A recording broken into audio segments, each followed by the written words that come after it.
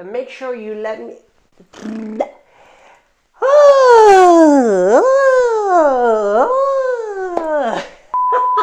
God. Hey there, Joseph here. Welcome and welcome back. One question for you. How can you build a strong personal brand on Instagram? Well, I'm about to share my 4-step strategy, so if you are interested, keep on watching.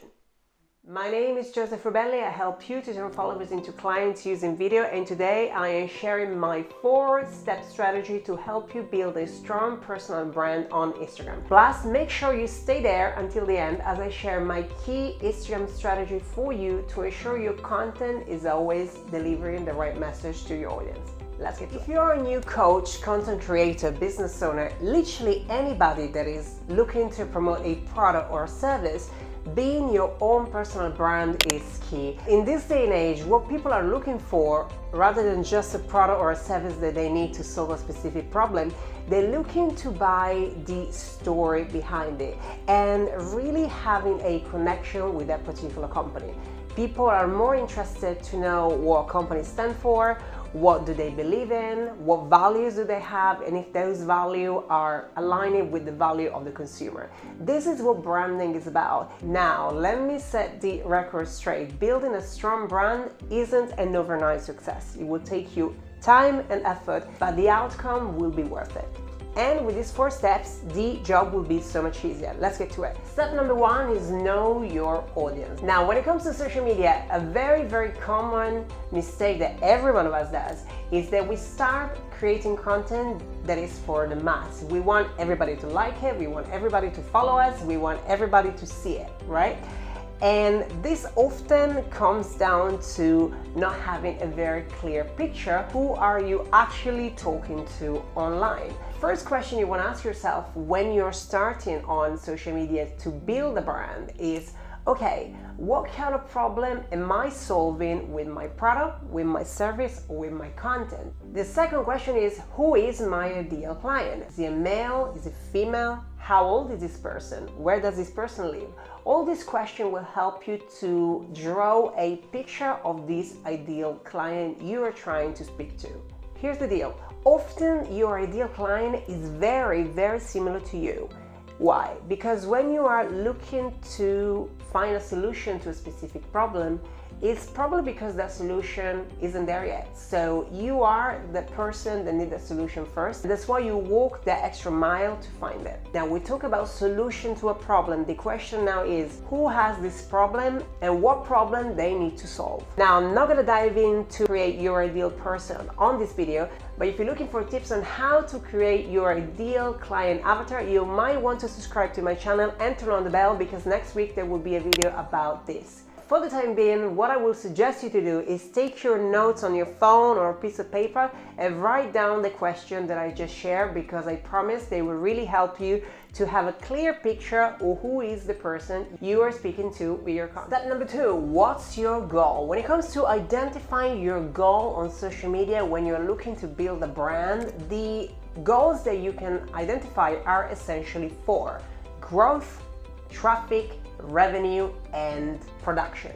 When we're talking about growth, we are talking about growing followers, growing engagement, growing a community, and often this is the very first thing people are looking for when building a brand. Now, there's a very strong focus on followers when you're starting out, and I personally find this very toxic. Why?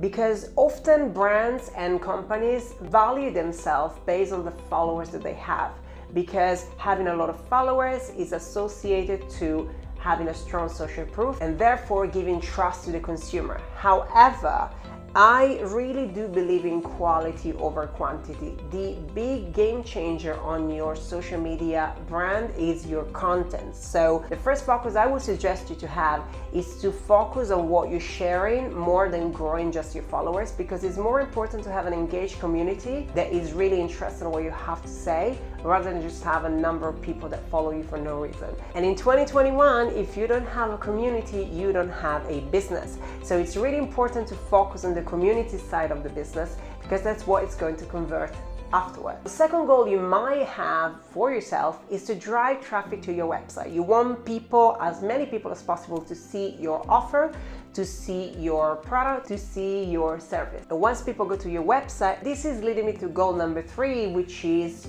revenue. Of course, everybody wants to increase sales. That should be one of the goals. However, I think it's really important to break down the goal in a very realistic way.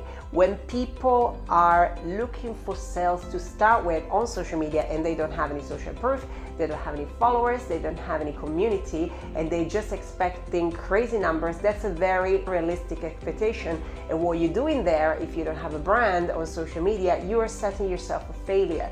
And what happens very often, people do feel like, oh, social media doesn't really work. Like, I try to sell my product, but nobody wants it. This is often due to the fact that people don't know much about you because you haven't really built your brand just yet.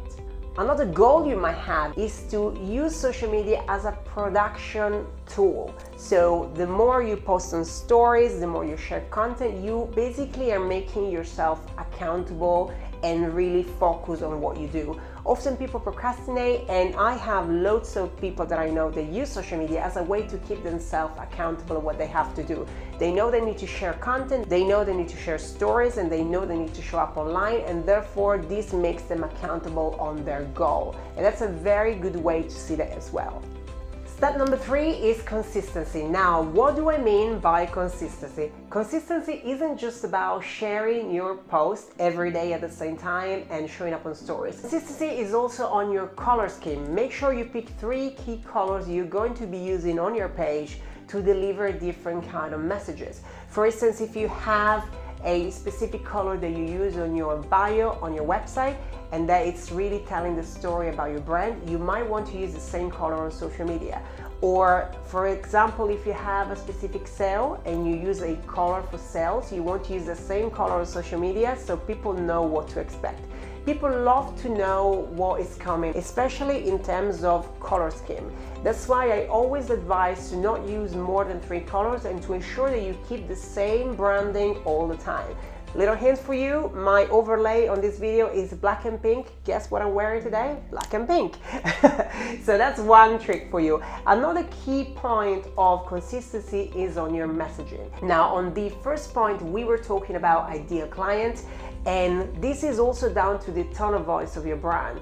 How does your ideal person speak and what kind of words does he use? If you look at a brand like ASOS or Pretty Little Thing or Boohoo, they have a very younger demographic. And if you look at their copywriting, their copy is very young. They use specific words that they know their audience will use as well on a day-to-day life, and this is what you want to focus as well when you are talking to your audience on Instagram.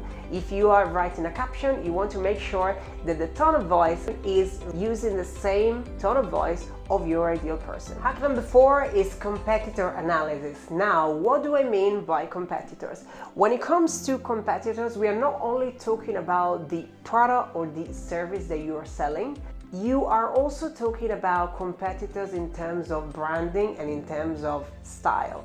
Now, when I talk to my client, often what I get told is, we don't have any competitors because our product is unique.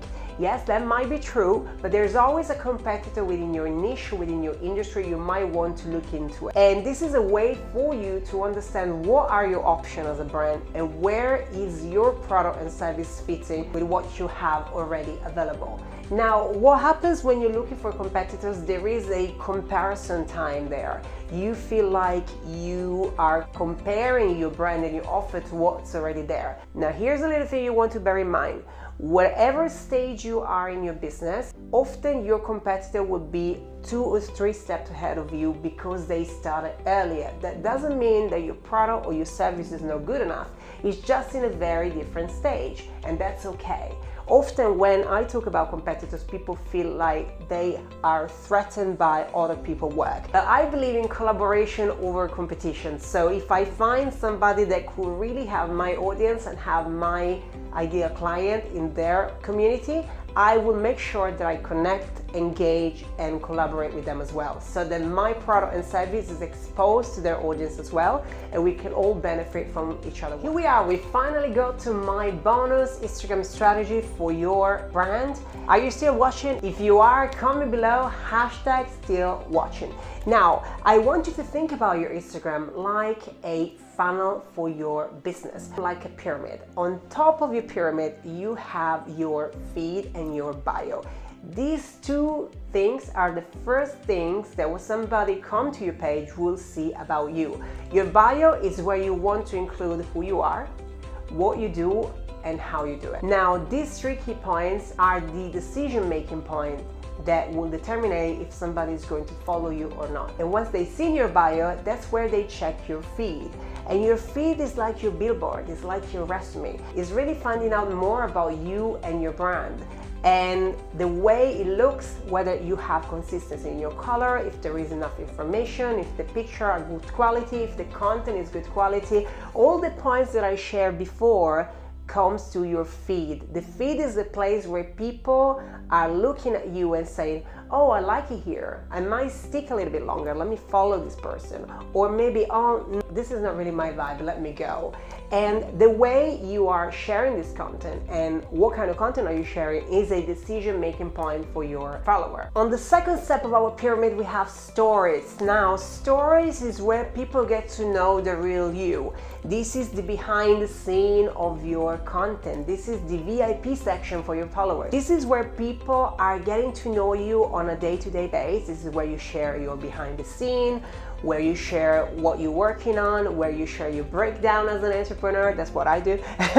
And you can share so many different things on Story. Story doesn't want to be a place where you are too staged. It's a very instant place. And this is where you are talking directly to your followers. Normally, 5% of your audience will look at your story. And this is where you want to show up daily. You can share your day-to-day life, or you can share some quick tips. I did a full video with 10 Instagram stories idea just last week. You can check out right here. Make sure you check this out after this video. And stories is the place where people can swipe up to your offer and so much more. Now, you know I love videos, so after stories, of course, we have Reels and IGTV. IGTV is where people get to know your expertise about what you do. If you are a product-based business, IGTV is the right place for you to share tutorials, some insight about ingredients on your products, and you can share more about what your product really is. And if you instead are a content creator or a coach, you can share an insight about your service, or you can share some different interests that you wouldn't share on a static post. Now, after IGTV, we have Reels, which, as you know, are my favorites. I love Instagram Reels. I find them so effective and so quick. And the great deal with Reels is that you can share so much more about your personality. If you are a product-based business, Reels for you is the place where you're showing your product in action. You can share a tutorial, demonstration, little recipe, for example, anything you can think of, Reels is the place for you. As a creator, that's a way for you to share more of your personality. You can have a dance, you can share some tips. For example, I have a series called How to Look Confident on Camera, and this is only on Instagram Reels. And the best part with Reels is to make sure to give a reason to a person to come back to your page and follow you, which is why it's great to share tips and divide them into series. For example, my series How to Look Confident on Camera has 10 parts, meaning that if you want to see part 1, 2, and 3 and so on, you need to come back to the page. Plus, Instagram Reels is still one of the strongest features in terms of reach, which will allow you to reach new people and new followers. Last but not least, we have DMs. Now, DMs is where the magic happens. Now, if your goal is to sell more about your service or your product, that's where you want to concentrate. People will look at your page, they will have a feel about you, they will understand from your bio who you are, what you do, and how you can help them. And once they check your content and they consume some of your content on feed, they will then go into your DMs if they have any question. And that's how you turn your followers into clients. The DMs is where the conversation starts, and that's where you want to be smart and ask the right question. Once people get to speak to you, they get to know you, they trust you, and they will buy as soon as they can. DMs is the most important part of your sales process, especially if your goal is to increase conversion within your product and service. You want to focus on DMs. Now, how about you? What do you think about this 4-step brand building strategy that I just shared? And which one of those are you going to use next? I cannot wait to hear from you. If you like this video and you would like to support me, make sure you subscribe and turn on the bell so you get notified each and every time I upload a new one.